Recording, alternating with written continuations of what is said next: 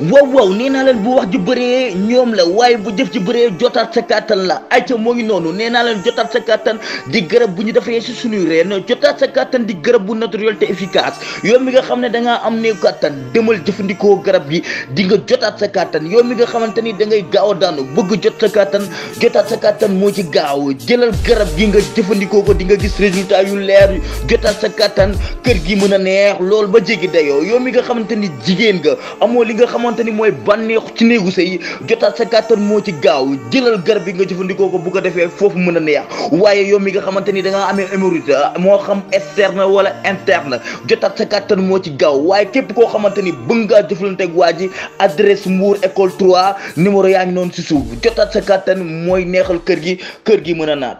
ayca moo ngi noonu mbokk yi xarit yi ñoo ngi amaat mbégte ak contentement bu baax a baax jàkkaarloo ngeen ci site bu mag bi di Lutte Motivation tey nag ñu seet si ndaanaan seet si kenn koo xamante ni yàgg na jaf ay jaloore ci làmb muy Mbaye Diouf un très grand champion tey moom lañ seet si fas yéene waxtaan moom ci li nga xamante ne mooy làmb ak actualité comme ni nga koy defee saa su ne tey dama koy bàyyi mu nuyoo ngeen bu ko defee ñu woy li nga xamante ne mooy waxtaan bi Mbaye ñoo ngi lay ziar.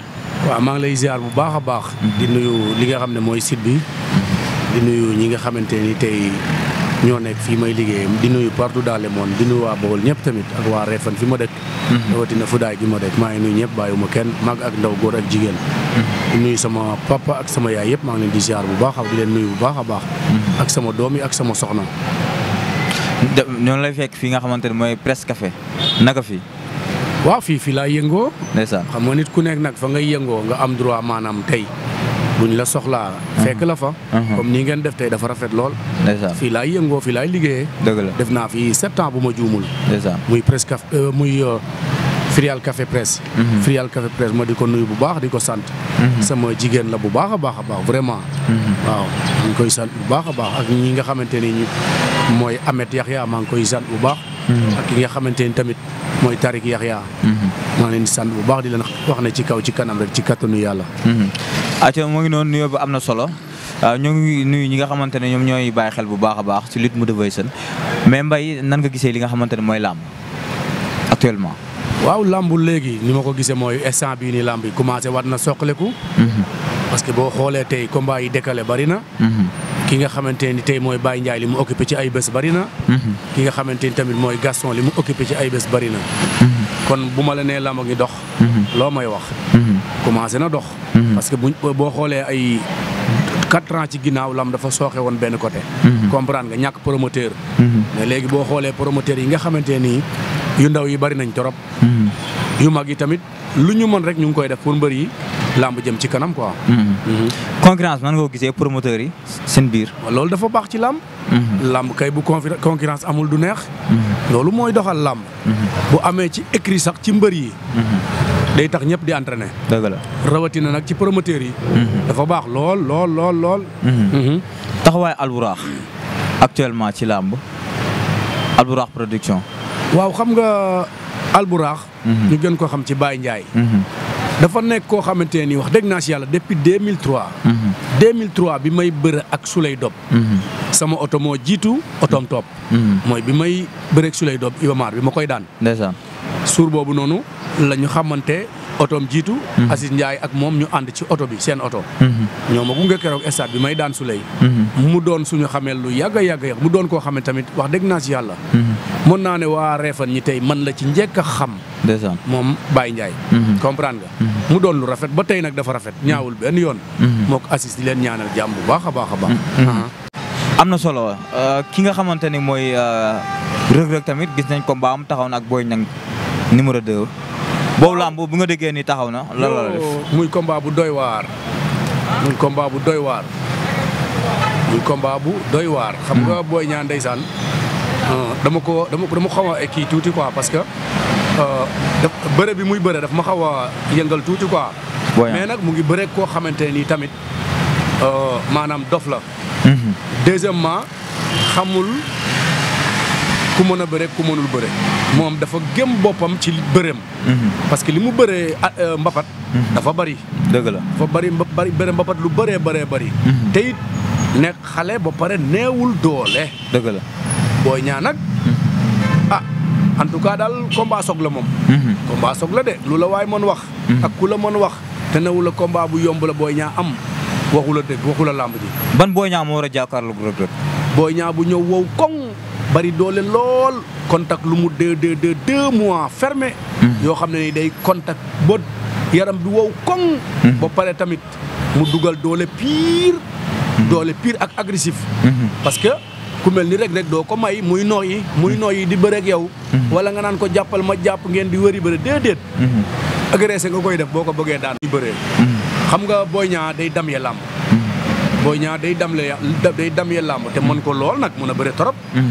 Reug Reug nag da di moom danaan la kaay ñu bëre. nga bëgg nga bañ danaan la kaay ñu bëre. te it dafa mën a bëre moom Reug Reug. talewul te it neewul doole.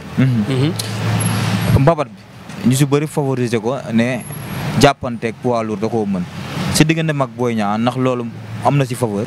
combat boobu sax mun na bañ a am jàppante sax. moo ko Reug Reug mun na bañ a am jàppante parce que jàppante bu ñu koy wax ay ngemb moo tax. mun na am ndoxtu bëre ci yaram. dëbb col lalli wala jël tànk ñu door la tànk wala dar ñaari tànk wala dëbb col lalli fàqat. yooyu mun na am kii def 4 appuis wala ñu roñ la fel la wér la ndombo yooyu mun na cee nekk wala ñu song sa tànk wañ la nga toog. yooyu yëpp mën na ci am wala caxabal bu gaaw. yooyu yëpp mën na ci toog wala dóor la nga réer. ñu buux la mën na ci am. Boy Niang war na xar Reug Reug mu koy diriger. non Boy Niang moo war a déggoo lu ma la wax. dafa war a agressif ci combat bi. ku ko waay mën di bëre ak loo ko mën a wax dafa war a agressif ci combat bi. waaw parce que boo xoolee Reug Reug mbër yi boo xoolee moom ci boppam léegi ni muy paree maa ngi gis ne mu ngi évoluer ci làmb moom Reug Reug làmb door bi. parce que dama gis ne léegi am na mbër yooyu bu leen amee day teg pied gauche. am mbër yoo xam ne bu leen amee day teg pied droite. te loolu bëre bu évoluer moo koy def ak tamit di jàng adversaire. dëgg la loolu moo koy def. Sa Thiès ak ki nga xamante ne mooy Eumeu Sène boobu làmb tamit coow li bëri na ñoom ñaar yàggul dara bu ñu defee face to face nan nga leen gisee. waaw Sa Thiès Eumeu Sène Sa Thiès nekk mbër boo xamante ni tamit mbër bu am sañ-sañ la ba pare neewul doole moom Sa Thiès. neewul doole waaye yenn saa yi day juum ci bëre. moom Sa Thiès. yenn saa yi Sa Thiès day juum ci bëre. lu tax muy juum ci bëre nag vitesse am bu bëri. allure muy dawee moo tax muy juum yenn saa yi ci bëre. boo xoolee combat am ak Reug Reug premier départ combat bi képptal na Reug Reug ci côté saaku yi. mais arbitre dafa àtte foofu la lamb ji nar na jeexe mais dañu ñëwaat fi ko Reug Reug yegg c'est pas normal mu ko fa doon yeggi. moom Sa Thiès parce que Reug Reug li tax daanul Sa Thiès loolu foofu lu yomb la lu ndaw moo tax daanul Sa Thiès. loolu nag mbër la ko mën a wax. dëgg la bërekat dëgg la biir moo la ko mën a wax. parce que boo xoolee Sa Thiès bi ko Reug Reug roñee dafa tib tànk bi ba pare taru ca ndigg la. mais jàppul ngem ci ndigg li la ëmb. mais bi mu ko ëmbee dafa daw ak moom.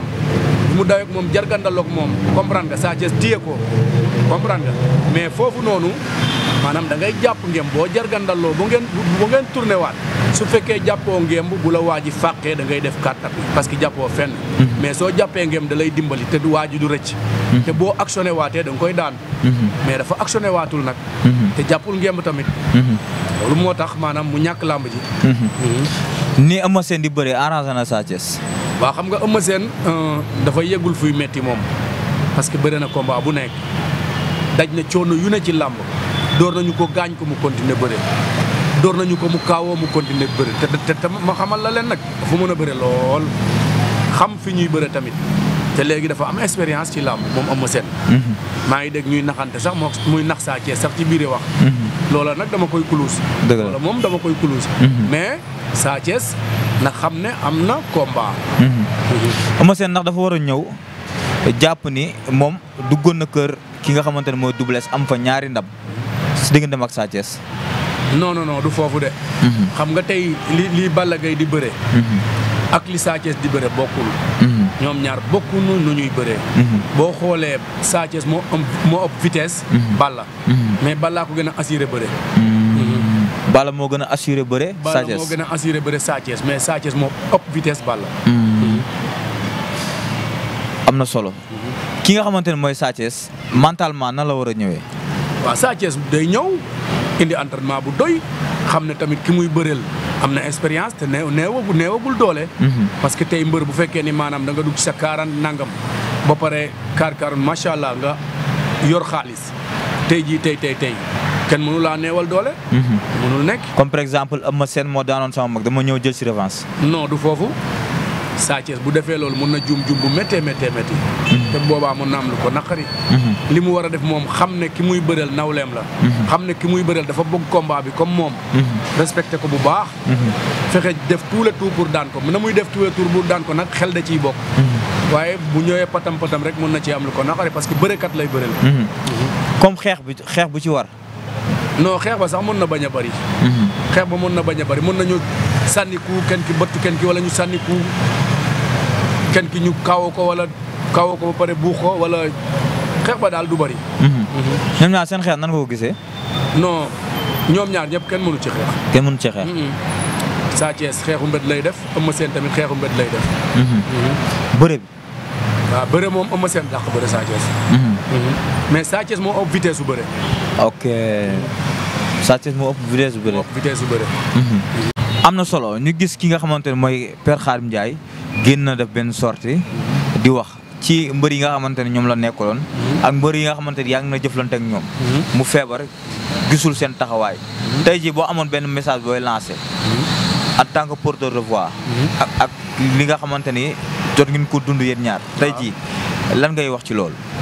waaw Khadim Ndiaye day dund nañu moom parce que su ma la nee maanaam bi may daan Ousmane Diop Gorée boobu Caaroy la dëkk waaye nekku fa woon bi may jël final bi ci moom Gorée boobu nekkul woon Caaroy la dëkk mais nekkul fa woon ci écrit ba. fii la nekkoon Mermoz. comprendre nga. moo ma yóbbu woon. mu doon koo xamante tamit ku baax la. bonul. Khadim Ndiaye bonul. comprendre nga. dafa fekk ni maanaam nit. am na fa boo fa tolloo. maanaam te tey jii yow tey da lay leer na ñi mën nañ la teg loxo. te teguñu la loxo te nga xam ne yow ñii seen bés son nga ci lool. mais sa waay bu ñu la seetaanee faw nga wax. dëgg la bu ñu la seetaanee da ngay yaakaar da nga naan est-ce que lii war na mën a nekk. dëgg la loolu mooy dal Khadim Ndiaye mais dañu ko ñi nga xamante nii am nañu moyen tuuti. nekk Caaroy nekk ay mbër. mais waruñu woon a xaar kenn. mais ñoo ngi classe ko su mel ne ki nga xamante ni mooy Reug Reug le grand champion. Reug Reug Khadim papaam la. du magam papaam la. comprendre nga. Reug Reug xam na li mu war a def bu baax a baax. comprendre nga parce que Khadim papaam la. comprendre nga. am na loolu nag boo ko amee. maanaam liy tax ñu respecté la wala liy tax ñu naw la. mooy maanaam tey jii tey fi nga juddoo. sa gox. tey jii maanaam ku mel ni Khadim Ndiaye nga xam ne day ànd ak moom ci làmb. maanaam nag am na loolu bu ko dalee nag. lay tax ñu naw la mooy ñu teel laa gis. nga participer teel a participer. xam ne da ngay participer rek taxawee ne bu ko defee nag yow moom. ñeneen ñi nga xamante ni ñooy ñëw. ci yow la ñuy jaar. pour mën a ñëw. waaye nag bu fekkee ni da nga toog rek. waa ji mu mawul. dëgg la aussi tamit béy du dee ci suufu lal. dëgg la day yuuxu wax li mu war a wax. parce que tamit mbër la woon. da laa accompagner ay combat. nga ñëw muy wax ci télé di wax ci yow lu rafet. dëgg la di ànd ak yow nangu ci lu ne nag. te it am na ay njaboot. am na ay doom. dëgg la comprendre nga. kon nag waruñu ko waru leen di xaar ñu naan ko ñoom Khadim Ndiaye warul di xaar Reug Reug ci dara. dëgg la man loolu laa gëm quoi. dëgg la mais tey jii taxawaayu waa làmb lan la war a mën a nekk nitu làmb yi. nitu làmb comme ñan. comme par exemple ñi nga xamante ne ñoo yor association des lutteurs yi yaa ngi dégg ak yenn mbër yi nga xamante ne ñoo ngi ci biir làmb doon jëflante ki nga xamante ne mooy Père Khadim Ndiaye. waaw xam nga làmb dafa yaatu ginnaaw. xam nga làmb maanaam lépp làmb maanaam boo ko tuddee. lépp dafa am R boo ko waxee en français lépp R la am. boo nee promoteur. amateur. batteur. lutteur. yooyu yëpp ci biir làmb lañ nekk.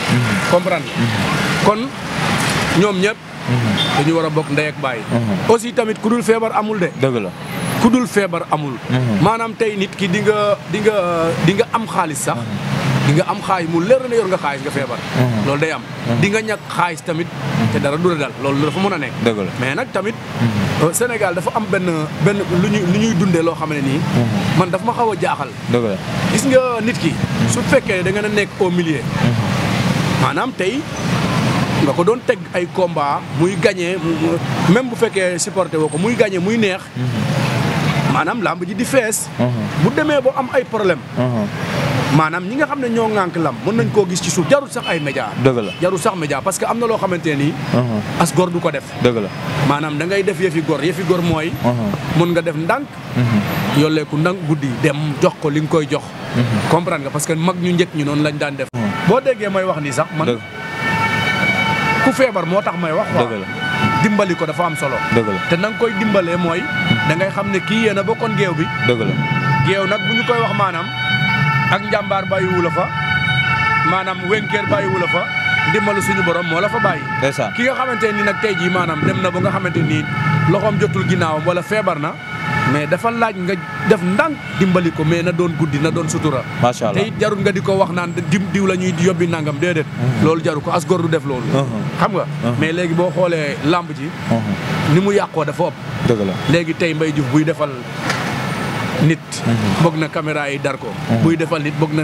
whatsapp bi ñëw alors waaw sa waay de nangam whatsapp yi yàqante yi da ngay defal Mbaye benn affaire ci suuf sax whatsapp nga envoyé ko nit kooku envoyé waat ko keneen te loolu baaxul comprendre nga loolu yëpp dafa ne ci biir fi nga xam ne mooy milieu làmb te milieu làmb xeebante bi tamit dafay bari dëgg la xeebante nag dafa baaxul tey jii tey da ngay teg sa làmb Mbaye Diouf ñëw nga gën a xam Mbaye Diouf di ko téye ci bunt bi te Mbaye Diouf da lay leer la leen doon nga ko seetaan muy toj làmb ji comprendre nga wala tamit maanaam tey Mbaye Diouf ñëw nga téye ko comme exemple quoi Mbaye Diouf ñëw nga téye ko Modou Lo ñëw nga bàyyi ko te laa mos a dal ci làmb bari na lu mu ma dal nga ñëw ci làmb waaye xam nga man comme li ma la wax rek man as góor laa dëgg la te it doroobe laa man kenn du ma toroxal mosula am dëgg la man du ma parce que mosuma koo def nit moo tax mais boo ma ko bëggee def rek du sotti ak lu nga def ci làmb waaw parce que da ngay ñëw làmb taxaw buntu làmb ñu naa xaaral ak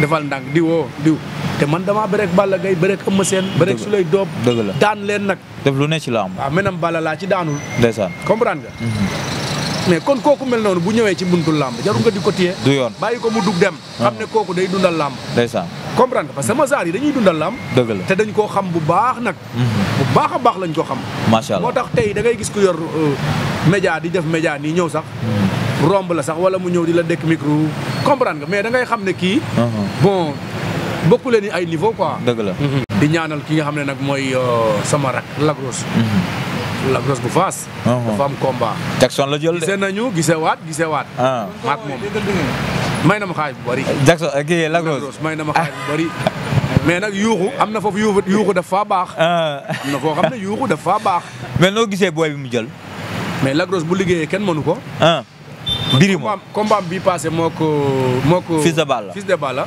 man maa ngi woon ci cumikaayam ne ko waa ji kii mënu laa daan ñemewul lu metti lan nga gisoon boobu parce que dama gis ne dafa liggéey ba wow koŋ te Lagros bu paree neexul daan bu paree ku la neen dafa neex a daan da lay nax maa la wax lii te Jackson mu ñuy wax dama gis ñaari faayu combat moom Jackson moom Jackson mook ñàkk jëriñu ak tamit mook combat bi nga xam ne waa ji da ko war na daan te xoolu ko mooy soq dafa war na daan Jackson mais da koo xoolul yéen ñaari faay nga gis ci moom Jackson gis naa ne soq dugg na ci yaramam lu bëri ba def action te yëgu ko ma gis mook ñàkk jëriñu tamit combat bi li mu indi ñàkk jëriñu gën ko bëgg fuuf ñu xeex bu méttee ñàkk jëriñu xeex moom xeex bu métti mu ne ko taajaboon mu ne ko wëlay xeex bu métti atte indi comprendre nga ma xam ne kii kon bu fekkee ni dafa daje ku mel ni Lagros te Lagros loxo bi dafa diis dëgg la te it Lagros du mag xëy na ay tolof la amoon te boo xoolee tey jii ku mel ni Serigne Ndiaye ñu ngi Fass ay Gris 2 ñu ngi Fass ay poids lourd lañu te ñooñu ñoo gën a diis booy bi te ñoom lay kontakal am na solo Père da ngaa dugg fu am solo ñu dégg ki nga xamante ne mooy Modou Anta reporter biñ ko laajee ci combat bi nga xamante ne moo doxoon ci Jackson ak Sokh mu ne rotation boobu kii def ki nga xamante ne mooy Jackson loolu du entraînement non loolu du entraînement xam nga loolu lan la sens ak tamit man bëre laa lay wax de man waxuma la ay parce que tey jii tey koo mën a teg ci sama côté nii ñuy wax ci làmb mais bu ma nee benn ci làmb ma ne ko ñaar ci làmb dëgg la comprendre nga parce que dafa ko dund kon foofu sens la sens kese la am néewul loo xamante ne entraîneur non du entraînement ñun ay bërekat lañ gis nga tey jii tey ki nga xamante ne mooy Sokh su fekkoon ni maanaam bi muy door tànk sa waay accompagné na ko dëgg téye ko crochet ko normal mais Jackson day tëdd te day gaañu dëgg la day daanu day gaañu. kon li Modou Anta wax dëgg la.